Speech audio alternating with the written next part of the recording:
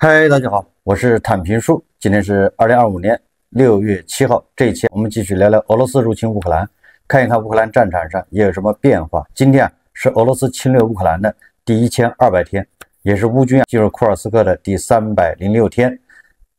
前线总共记录了169次战斗。在库尔斯克前线，昨天乌军第225独立突击团在库尔斯克方向成功夺取俄军连级的据点。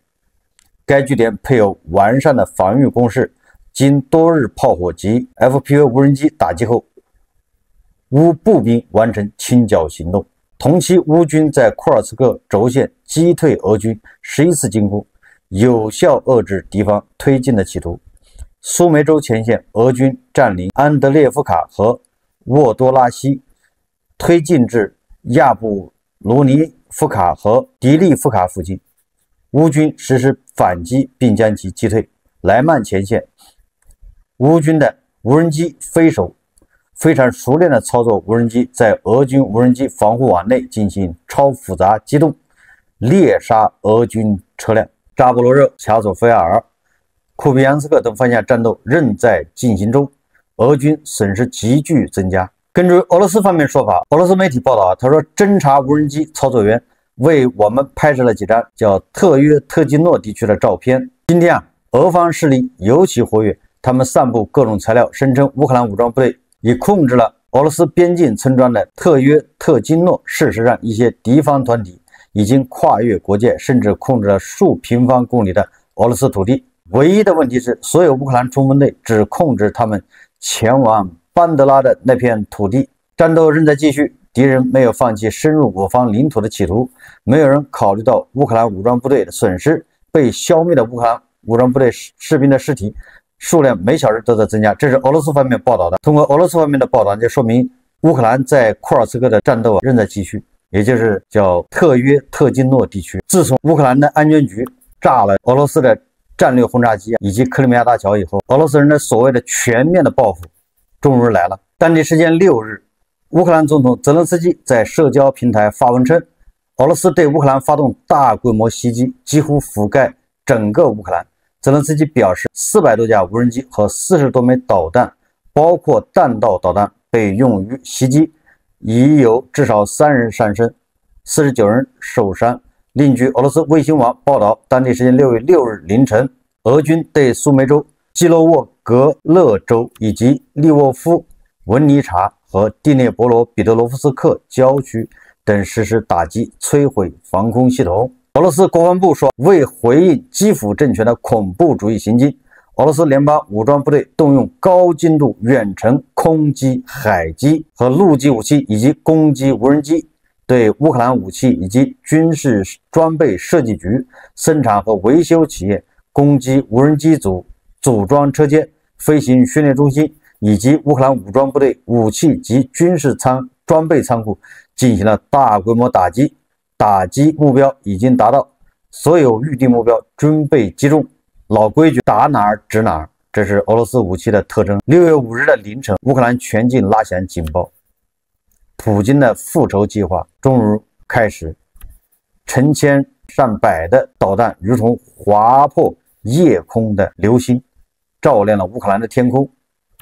多个城市随即陷入了烈焰的海洋。央视网报道，近期俄乌战场局势复杂多变，双方博弈不断升级。当地时间6日凌晨起，乌克兰多地遇袭，基辅市区爆炸声连连。此外，杰尔诺波尔市、卢茨克市、利沃夫州等地也未能幸免。乌空军发言人称，俄军此次出动407架无人机与44枚导弹，对乌全境展开打击，有伊斯坎德尔导弹、口径导弹和匕首导弹。乌克兰媒体6月5日报道，当天俄军向乌克兰南部城市赫尔松市中心投放了多枚炸弹。赫尔松州政府大楼在被3枚炸弹击中后彻底摧毁。有网友放出了该建筑遇袭前后的对比图，大楼正中部分像是被深深地咬掉了一口。有媒体分析称，鉴于击中大楼的炸弹精准度比较高，俄军应该是专门投入了精确制导炸弹。摧毁赫尔松州政府大楼可能是俄军当天一个明确目标。乌克兰方面则表示，赫尔松州政府大楼已长期未被使用，也未被用于任何军事或民事决策事务。俄军的袭击毫无道理。乌克兰媒体还指责俄军的袭击给附近的民用设施造成了损坏，并造成了当地平民伤亡。目前，俄罗斯官方暂未回应这一事件。不过，有立场亲俄罗斯的非官方信源表示，大楼中有乌克兰方面隐藏的军事指挥所。有媒体说，俄罗斯向乌克兰发射了奥列什尼克导弹，也就是帧数导弹、超音速巡航导弹。但是很遗憾，俄军发射奥列什尼克导弹倒是非常顺利的，值得庆幸离开了俄罗斯本土，但是它却未能抵达乌克兰。这个导弹在哈萨克斯坦上空爆炸，俄军这个报复又闹笑话了。对俄军来说，对他们的战略部队来说，只要飞出了俄罗斯领土，那都是胜利；只要飞出了俄罗斯领土，无论炸到哪儿，那都是应该炸的，都是军事目标，都是不友好国家，都是应该打击报复。这个哈萨克斯坦很有可能牙打掉了往肚子里咽了。这个与乌克兰安全局打击俄罗斯的军事设施不同，俄罗斯这一次所谓的这个严厉的疯狂的报复，不过是持续对乌克兰居民区的一种轰炸。俄罗斯大规模的空袭袭击乌克兰，无论是在战略还是战役层面看，俄罗斯的这个轰炸行动都非常失败。我在前几天节目已经说了，普京的所谓报复，无非就是多发几颗导弹，多放几个无人机，继续对乌克兰狂轰滥炸一气，他不敢动用所谓的核武器，这个就是报复了。大部分是民用目标，报复那是必须的。因为根据路透社报道说，路透社援引西方军事航空专家的话说俄罗斯需要数年时间才能弥补被蛛网行动摧毁的战略轰炸机。国际战略研究所航空航天专家道格拉斯·巴里指出，这些轰炸机是在苏联时期设计的，尽管经过现代化改装，但相关的生产线早已不复存在。此外，这些飞机的航电系统，如导航、通讯、雷达，严重依赖微处理，而这些关键的元件目前正受到国际制裁限制，使得维修和制造面临极大困难。就不要说这些战略轰炸机了，俄罗斯的就那些波音、空客民航飞机，它都没有办法维修保养。更让迪波老人难以咽下这口气的，由于乌克兰人发明了这个航空摩卡，人家航空母舰，它是航空卡车，导致俄罗斯现在如惊弓之鸟，一朝被蛇咬，10年怕井绳。俄罗斯国内大范围的在检查这个卡车，到处设检查站，见到卡车就要检查，所以到处都是卡车在排长队，严重的阻碍了俄罗斯国内的物流运输。那迪波老人能不生气吗？我们再看乌克兰，他也没闲着。乌克兰对俄罗斯各地军事目标发动大规模无人机群袭击，恩格斯空军基地燃料库遭袭击，加吉列沃空军基地遭袭击，坦波夫军用电子工厂遭袭击，布良斯克机场遭无人机袭击，莫斯科及克里米亚附近的波多利斯克再次遭到无人机的轰炸。乌克兰国防军于6月5日到6月6日凌晨成功袭击了位于俄罗斯萨拉托夫州和梁赞州的2个俄罗斯军事空军基地和以及其他关键军事设施。在萨拉托夫州，至少3个燃料和润滑油储罐被击中，引发大火。俄罗斯紧急服务部门未能控制住大火，现场浓烟和数十起爆炸正在评估损坏的程度。在梁赞州的空军基地，乌克兰军队也取得了成功打击。俄罗斯在该地区部署了防空系统，目标附近发生了火灾，攻击最终结果正在确认中。俄罗斯的叫米丘林斯克步兵工厂也遭到了乌军的无人机的打击。据介绍，该工厂生产火炮、多管火箭炮和部队自动指挥与控制电子制导、稳定和控制系统。这个现场浓烟滚滚的，所以对比一下双方的互相轰炸，普京发动的轰炸的规模那是比乌克兰要大，因为人家是报复但问题是他打击的精度不够。乌克兰打击的是军用目标，而俄罗斯象征性的发一些导弹，主要目标不是摧毁乌克兰的军事力量，而是把导弹只要发到乌克兰领土上就行，无人机只要飞过去就行，主要是场面要宏大，要好看，对乌克兰要造成最大的破坏。这个是用于对俄罗斯国内的大内宣，主要要让俄罗斯的民众感受到迪波老人的强硬，感受到迪波老人绝不退让，坚决反击。只是反击效果呢不重要。这个俄罗斯的国防部通报，他说莫斯科时间6月5日至6月6日，俄罗斯值班防空部队在布良斯克州、罗斯托夫州、萨拉托夫州、沃罗涅日州、卡卢加州、库尔斯克州、奥列尔州、梁赞州、图拉州、比尔格莱德州、坦波夫州、莫斯科州及克里米亚共和国上空共拦截并摧毁174架乌克兰大型固定翼无人机。此外，俄罗斯值班防空部队还在黑海水域上摧毁3枚乌克兰海王星巡航导弹。迪波老人没敢动用战术核武器，让很多黄俄大失所望。就这个，迪波老人已经是斗胆捏着一把汗报复乌克兰。因为迪波老人现在心里没底，在俄罗斯境内还有多少乌克兰安全局埋下的各种各样的这个任务，随时有可能被激活。无人机都能在俄罗斯生产，谁能保证在俄罗斯还有什么别的东西也生产出来了？俄罗斯情报总局的那个局长布达诺夫也是个少壮派啊，我记得他以前这个风头正劲，波兰总统杜达呀还给他授予这个外国人最高奖章，叫什么金十字奖章。这个布达诺夫有很长时间好像没有动作，消停了。所以乌克兰的安全局这马柳克非常活跃，不仅炸俄罗斯的战略轰炸机，还炸克里米亚大桥，都是马柳克操刀。那大家想象一下，这个布达诺夫在干什么？难道在睡觉吗？难道他退休了吗？这俄罗斯人最恨的就是布达诺夫所以保不齐后面又该布达诺夫表演了，让俄罗斯人防不胜防所以我一直说，普京的反击他不敢乱来，只要他敢升级，他敢扩大，乌克兰人一定会升级。也就是说，目前这个情况俄罗斯已经被渗透成筛子了。这普京他也不敢保证在俄罗斯国内还有多少乌克兰的特务潜伏在俄罗斯，不知道他们在搞什么计划，随时有可能被激活。所以说迪波老人的报复他只是加量没加价，这无人机多飞了几个，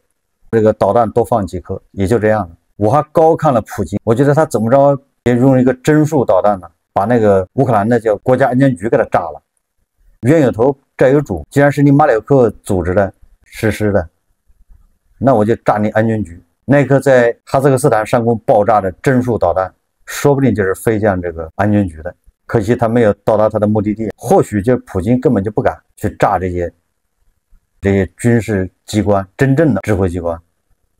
我也说了，你敢炸乌克兰的这些军事指挥机关，乌克兰就敢炸克里姆林宫，没什么好说的。你只要敢炸，他就敢炸你克里姆林宫。所以说迪波老人的所谓的报复还是有所忌惮，有所收敛。我们再看看外交以及国际援助。首先这2天比较重要的一个新闻就是德国总理莫尔茨访问美国。大家也知道，最近国外的领导人访问白宫都心有余悸，就感觉是鸿门宴。自从乌克兰总统泽连斯基到白宫遭到特朗普和万斯2个人的围攻，还有南非总统在白宫遭到特朗普的突然袭击，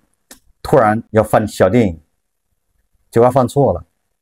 所以说这些国外的领导人到白宫都不能不访，因为特朗普这玩意儿，这人什么玩意儿他能干得出来所以看上去这莫尔茨是做了不少功课，有所准备。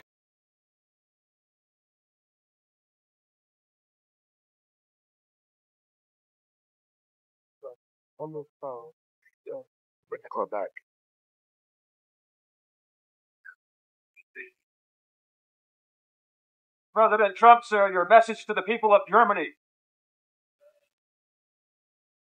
How was your phone call with President Xi of China, sir? Your phone call with President Xi of China.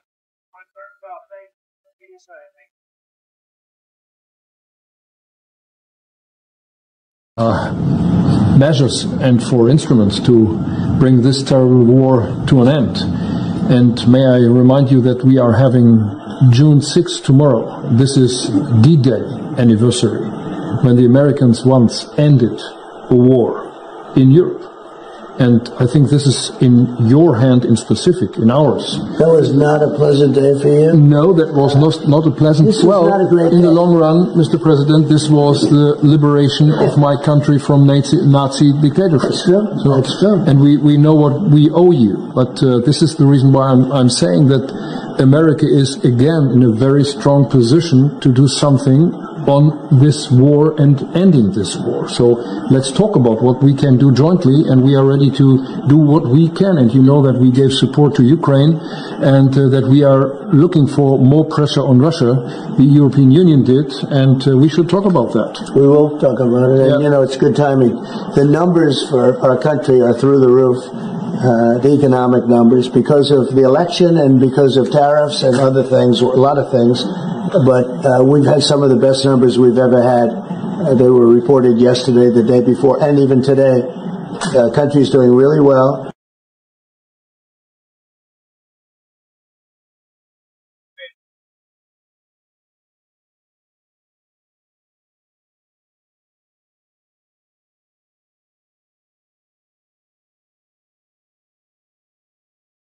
Green follow. Cut. Thanks, good.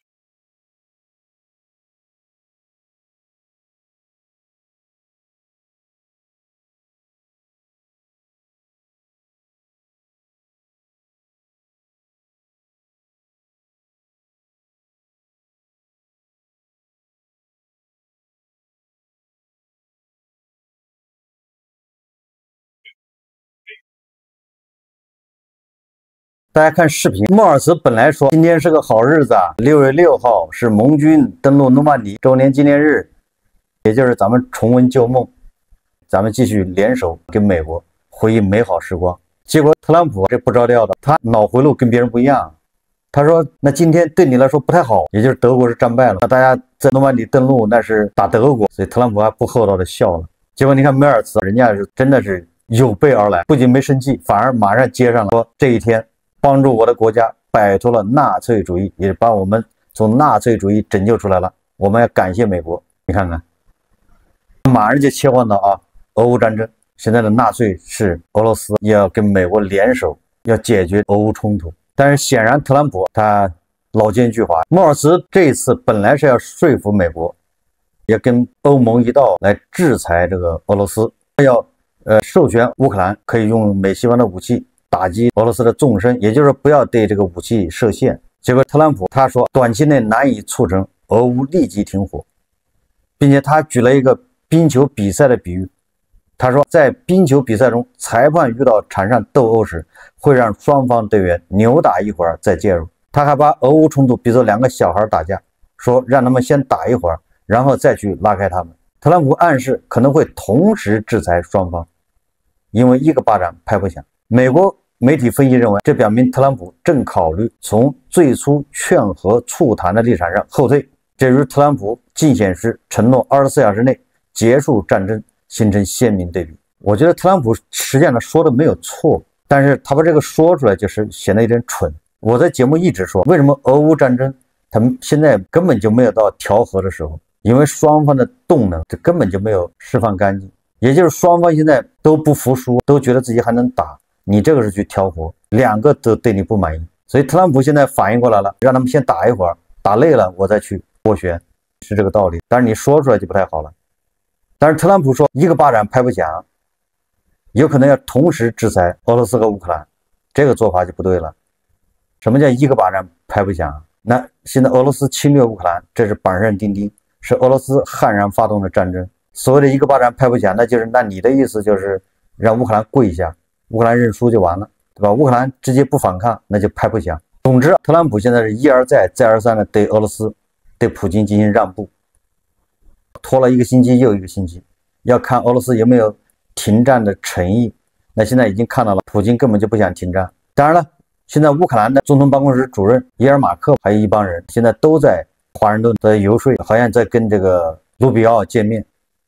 说服他们对俄罗斯进行制裁。这个有没有效果是不好说。莫尔茨他访问了美国之后，他对记者说，他说我在国会山见了几位参议员，并请他们关注俄罗斯正在进行的重整军备进程，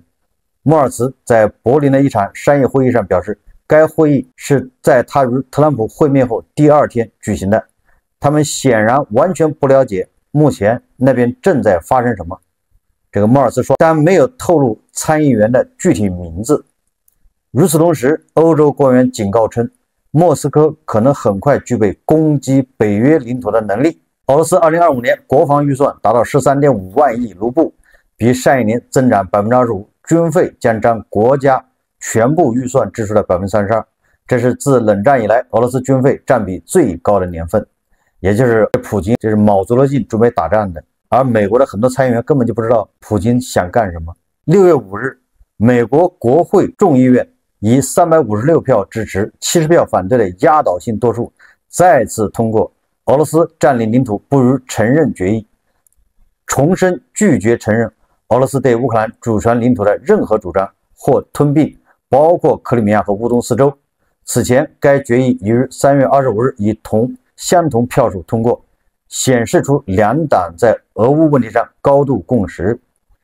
该决议由共和党众议员布莱恩·菲茨帕特里克、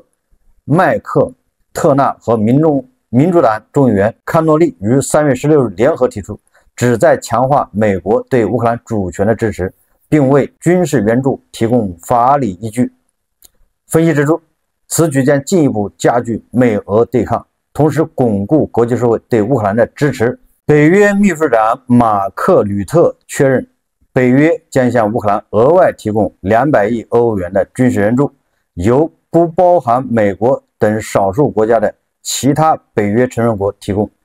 美国你不援助不算你美国，北约额外向乌克兰提供200亿欧元的军事援助。美国的前副总统，也就是特朗普第一任总统的时候那个搭档彭斯，他说普京不想要和平，普京想要乌克兰。现在是时候让特朗普总统和美国参议院对俄罗斯实施严厉制裁，并增加对乌克兰的军事支持了。只有美国的力量才能让普京坐到谈判桌前，实现公正持久的和平。彭斯附上了美联社的报道，这个报道的文章叫《普京的强硬要求在最新一轮俄乌和平谈判后浮现》。也就是普京的目标根本就不是什么和平，什么克里米亚、乌东4个州，他的目标是乌克兰。而天空新闻也报道，他说克里姆林宫沦为受害者，普京采取新策略欺骗特朗普。也就是特朗普又被普京欺骗了，普京把这个克里姆林宫打扮成受害者。实际上乌克兰炸的是他的军事资产，战略轰炸机，这俄罗斯人就拿战略轰炸机去轰炸乌克兰的。但是那个乌克兰人把它炸掉之后，普京倒是向这个特朗普诉苦，说他是受害者。尽管普京与特朗普讨论了无人机袭击事件，但他尚未公开发表评论。俄罗斯希望被视为受害者，但又不想显得软弱。正因如此，如此尴尬的事件才没有被登上报纸的头版。也就是被乌克兰的安全局炸了之后，这个普京非常难处理，既想把自己打扮成受害者，但是又不能说自己这个飞机被炸得太多，显得自己丢人吗？没面子，显得自己软弱。但是你要说自己没损失吧，那你怎么把自己打扮成一个受害者呢？你怎么忽悠特朗普？最后我们再看一下美国的媒体报道，说流亡海外的俄罗斯反对派正在与乌克兰当局进行非公开谈判。俄罗斯反对派人士弗拉基米尔·卡拉穆尔扎在接受政客采访时透露，据他说，俄罗斯反对派希望将这一对话提升到最高层级。政客杂志认为，这暗指是乌克兰总统泽伦斯基。反对派人物伊里亚·亚辛则表示，欧盟可能成为双方的调解人。他还指出，泽伦斯基本人已表达出愿意与他们展开对话的意愿。我们希望与乌克兰展开对话，我们不是乌克兰的敌人，我们希望维护它的独立。亚辛表示，不过文章并未具体说明俄罗斯反对派希望与乌克兰政府就哪些问题达成协议。政客杂志指出，尽管乌克兰与俄罗斯反对派同为普京的坚定反对者，但是双方基本上避免展开合作，因为基辅担心，即便是俄罗斯的反对派人士，也仍有可能抱有对乌克兰以及2014年克里米亚吞并等问题上帝国主义观念，这叫统一战线吧，团结一切能团结的人。这个时候，乌克兰与俄罗斯的反对派合作应该是正是时候，求同存异。普京现在面临的困难越来越大，面临的局面是越来越复杂。好，这期节目我们就聊到这里，感谢大家收看。如果喜欢我的节目，欢迎订阅、转发，也可以在下方留言评论，谢谢大家。